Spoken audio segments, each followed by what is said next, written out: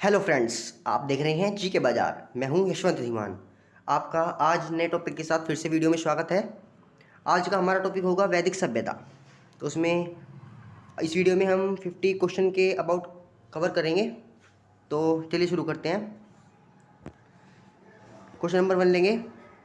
पूर्व वैदिक या ऋग्वैदिक संस्कृति का काल किसे माना जाता है? पूर्व वैदिक या ऋग्वैदिक संस्कृति का काल किसे माना जाता है? तो उसका राइट आंसर होगा ए, 1500 से 1000 ईस्वी पूर्व। 1500 से 1000 ईस्वी पूर्व, तो इसका राइट आंसर होगा। चलिए नेक्स्ट क्वेश्चन। उत्तर वैदिक संस्कृति का काल किसे माना जाता है? जो पहला क्वेश्चन था वो था वैदिक संस्कृति का काल किसे माना जाता है, और ये क्वेश्चन है उत्तर वैदिक संस्कृति का काल किसे माना जाता है। तो उसका राइट आंसर होगा बी, 1000 ईस्वी पूर्व से 600 ईस्वी पूर्व। 1000 ईस्वी पूर्व से 600 ईस्वी पूर्व। चलिए नेक्स्ट लेंगे। आर्य शब्द का शाब्दिक अर्थ है। आर्य शब्द का शाब्दिक अर्थ क्या होता है? उसका राइट आंसर होगा श्रेष्ठ या कुलीन। आर्य शब्द का शाब्दिक अर्थ श्रेष्ठ या कुलीन। चलिए नेक्स्ट लेते हैं। प्रारंभिक आर्यों के बारे में निम्न कथनों में से कौन सा कथन सही नहीं है? यह बताना है कि इन चारों में से कौन सा कथन आर्यों के बारे में गलत दिया हुआ है। तो पढ़ेंगे। वे संस्कृत बोलने वाले थे, वे घुड़सवारी किया करते थे, वे कई झुंडों में भारत पहुँचे, और वे मुख्यतः नगरों में निवास करते थे। तो उसका राइट आंसर होगा वे मुख्यतः नगरों में निवास करते थे। ये बात गलत दी हुई है, तो इसलिए ये आंसर सही होगा। Next question. इनमें से किस फसल का ज्ञान वैदिक काल के लोगों को नहीं था? ऐसी कौन सी फसल है जिसका ज्ञान वैदिक काल के लोगों को नहीं था? तो उसका आंसर होगा तंबाकू। तंबाकू के बारे में वे नहीं जानते थे, और आजकल तो हर कोई तंबाकू के बारे में जानता है।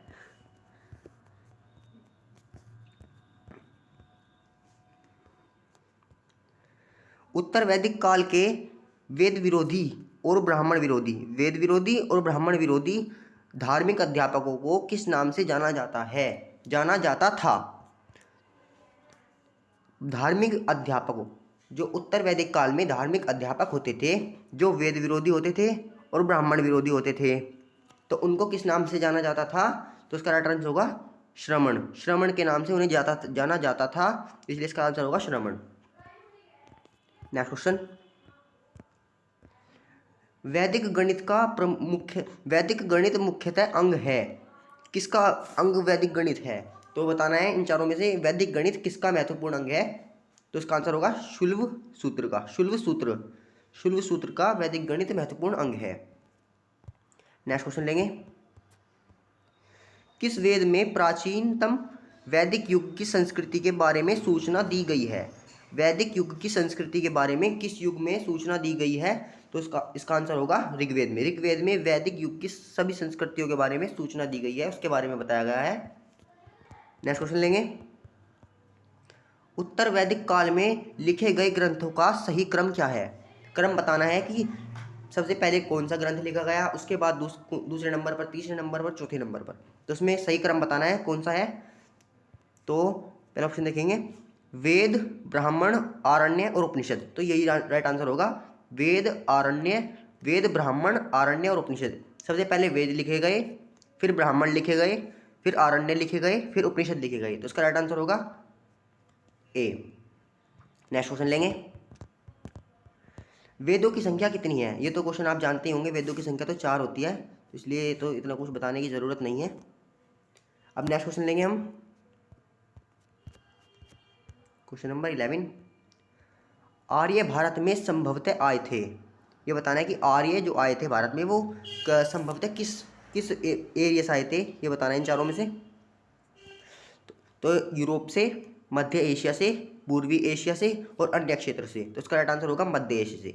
जो भारत में आर्य आए तो वो मध्य एशिया से आए हैं, तो ये आपको याद रखना है। नेक्स्ट क्वेश्चन लेंगे। भारत के राजचिन्ह में प्रयुक्त होने वाले शब्द सत्यमेव जयते किस उपनिषद से लिए गए हैं? जो सत्यमेव जयते भारत के राजचिन्ह में प्रयुक्त होने वाले शब्द हैं, वो किस उपनिषद से लिए गए हैं? तो उसका आंसर होगा मुंडक उपनिषद। मुंडकोपनिषद, इसे मुंडकोपनिषद भी कहते हैं, मुंडकोपनिषद। नेक्स्ट क्वेश्चन लेंगे,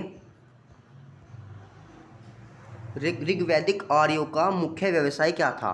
उनका जो मुख्य व्यवसाय था वो था पशुपालन। ये तो आप जानते होंगे, पशुपालन उनका मुख्य व्यवसाय था। इसका राइट आंसर होगा पशुपालन। नेक्स्ट क्वेश्चन लेंगे हम, भारतीय संगीत का आदि ग्रंथ किसे कहा जाता है? ये बहुत इंपॉर्टेंट क्वेश्चन है, मोस्ट इंपॉर्टेंट क्वेश्चन है पेपर की दृष्टि से। तो इसका राइट आंसर होगा, बताइए आप, भारतीय संगीत का आदि ग्रंथ किसे कहा जाता है? तो इसका राइट आंसर होगा सामवेद। सामवेद। नेक्स्ट क्वेश्चन लेंगे हम, चलिए नेक्स्ट क्वेश्चन लेंगे हम, प्रथम विधि निर्माता किसे कहा जाता है? प्रथम विधि निर्माता किसे कहा जाता है? तो इसका आंसर होगा मनु।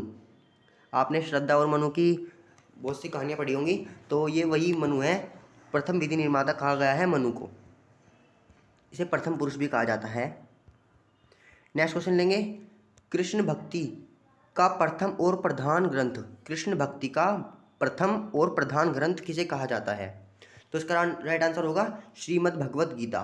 श्रीमद् भगवद गीता में 18 अध्याय हैं, तो इसे कृष्ण भक्ति का प्रथम और प्रधान ग्रंथ कहा जाता है। तो इसका राइट आंसर होगा Shrimad Bhagavad Gita, B. Next question लेंगे हम, ऋग्वेद में संपत्ति का मुख्य रूप क्या है? संपत्ति का जो मुख्य रूप है तो उसे वो क्या है ऋग्वेद में? तो उसका आंसर होगा गोधन। गोधन को संपत्ति का मुख्य रूप बताया गया है ऋग्वेद में। नेक्स्ट क्वेश्चन लेंगे, ऋग्वेद के किस मंडल में, ऋग्वेद के किस मंडल में शूद्र का उल्लेख पहली बार, शूद्र का उल्लेख पहली बार मिलता है? कौन सा मंडल है ऋग्वेद का? तो इसका आंसर होगा 10वें मंडल में। 10वें मंडल में शूद्र का उल्लेख मिलता है, तो इसलिए ये राइट आंसर होगा। नेक्स्ट क्वेश्चन लेंगे 19, पुराण की संख्या कितनी है? ये तो आप सभी जानते ही होंगे, 18 पुराणों में व्यास जी के 2 वचन हैं, तो इसलिए इसका आंसर होगा 18। नेक्स्ट क्वेश्चन लेंगे, क्वेश्चन नंबर 20, वैदिक धर्म का मुख्य लक्षण इनमें से किसकी उपासना थी? वैदिक धर्म का मुख्य लक्षण जो था इन चारों में से किसकी उपासना थी? तो उसका राइट आंसर होगा ए, प्रकृति की। प्रकृति की उपासना थी वैदिक धर्म का मुख्य लक्षण, प्रकृति की उपासना। नेक्स्ट क्वेश्चन लेंगे, शुल्ब सूत्र, शुल्ब सूत्र किस विषय से संबंधित पुस्तक है? शुल्ब सूत्र जो है वो किस विषय से संबंधित पुस्तक है? वो है ज्यामिति से। ज्यामिति से संबंधित पुस्तक है शुल्ब सूत्र। फ्रेंड्स, जो मैं आपको क्वेश्चन करवाने वाला हूँ ये बहुत क्वेश्चन बहुत छांट के बनाए गए हैं क्वेश्चन हैं ये, तो इसलिए आप वीडियो को बिल्कुल स्किप मत कीजिए और सभी क्वेश्चनों को अच्छे से याद करना। नेक्स्ट क्वेश्चन लेंगे 23, अस्तो माँ सदगमय तमसो माँ ज्योतिर्गमय मृत्यो मार मृतगमय कहाँ से लिया गया है? किस से लिया गया है? अस्तो माँ सदगमय तमसो माँ ज्योतिर्गमय मृत्यो माँ मृतगमय, तो ये लिया गया है उपनिषद से। तो इसका राइट आंसर होगा उपनिषद। उपनिषद। नेक्स्ट क्वेश्चन लेंगे हम, आर्य भारत में बाहर से आए थे। बाहर से आए थे बताया, पहले क्वेश्चन में बताया। तो सर्वप्रथम कहाँ पे बसे? कहाँ पे में सबसे पहले बसे? तो इसका राइट आंसर होगा सी, पंजाब में। पंजाब में बसे आर्य जो आए थे भारत में, वो सबसे पहले पंजाब में बसे। तो इसका आंसर होगा सी। नेक्स्ट क्वेश्चन लेंगे, वेदों को अपौरुषेय क्यों कहा गया? अपौरुषेय क्यों कहा गया वेदों को? वेदों को कहा जाता है अपौरुषेय, क्यों कहा गया?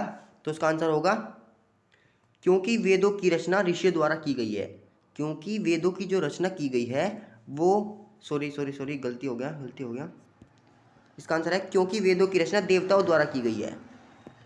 सारे ऑप्शन एक जैसे हैं, इसलिए आपको भी ध्यान रखना है पेपर में, सारे ऑप्शनों को ध्यान से पढ़ना है, तो इसलिए जब भी आंसर लगाना है। हम देखते हैं हमारा स्टार्टिंग का मिल गया तो हम उस पर निशान लगा देते हैं, ऐसा नहीं करना, पूरा ऑप्शन पढ़ना है। क्योंकि वेदों की रचना देवताओं द्वारा की गई है, तो उसका आंसर होगा ए।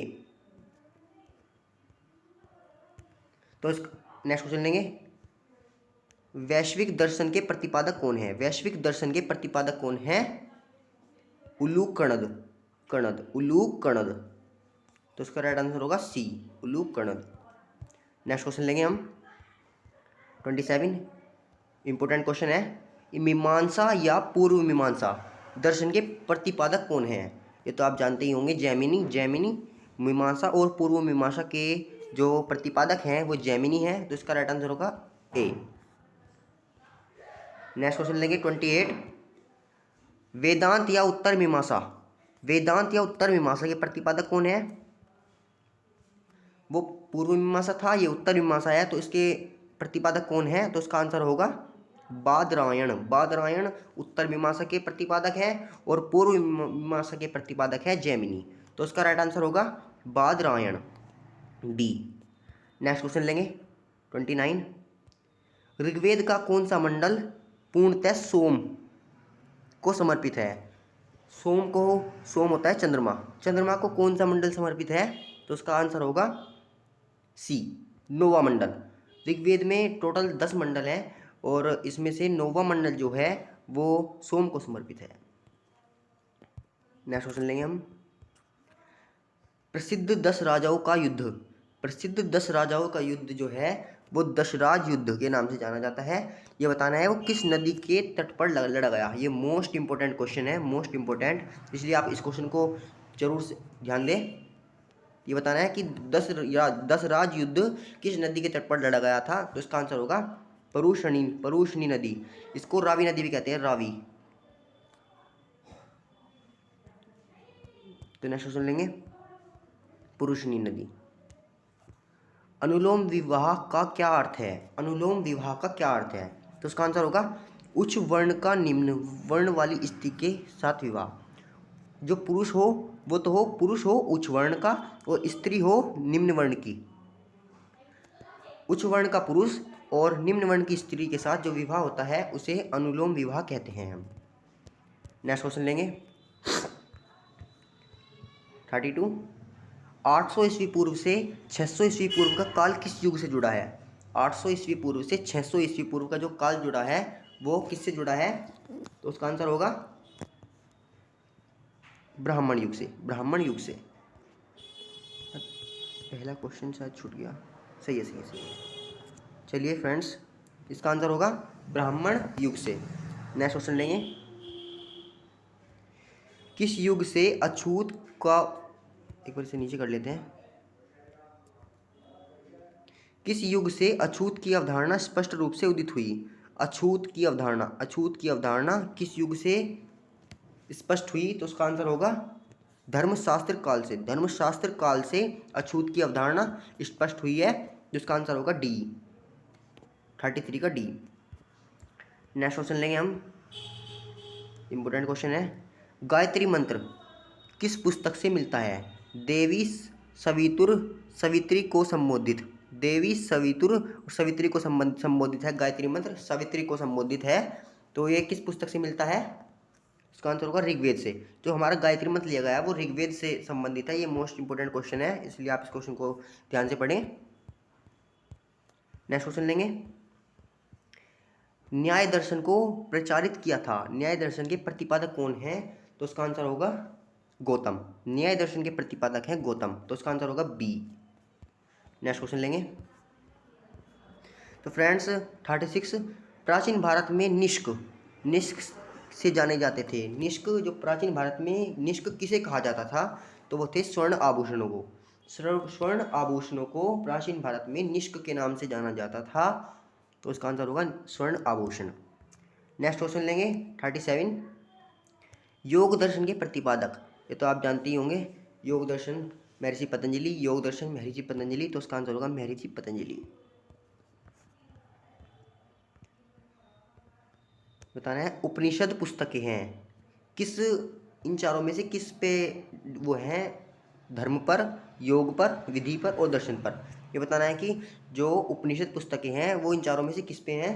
तो उसका आंसर होगा दर्शन पर। उपनिषद जो है वो हमारे दर्शन पर आधारित है, तो इसका आंसर होगा डी, दर्शन पर। नेक्स्ट क्वेश्चन लेंगे 39। आरंभिक वैदिक साहित्य में सर्वाधिक वर्णित नदी है। आरंभिक वैदिक साहित्य में सर्वाधिक वर्णित नदी जो है वो है हमारी सिंधु नदी, सिंधु नदी। नेक्स्ट क्वेश्चन लेंगे 40। उपनिषद काल के राजा अश्वपति, कहाँ के शासक थे, ये बताना है कि उपनिषद काल के जो राजा थे अशोपति, ये भी क्वेश्चन आ सकता है। उपनिषद काल के राजा कौन थे, तो इसका आंसर होगा अशोपति। तो उपनिषद काल के राजा अशोपति कहाँ के थे, कहाँ शासन करते थे, तो इसका आंसर होगा केकई राज्य के में अशोपति राजा शासन करते थे। नेक्स्ट क्वेश्चन लेंगे। वैदिक नदी कुंभा को काबुल भी बोलते हैं, काबुल का स्थान कहाँ निर्धारित होना चाहिए, कहाँ निर्धारित होना चाहिए, बताना है कि इन चारों में से कहाँ पे है काबुल।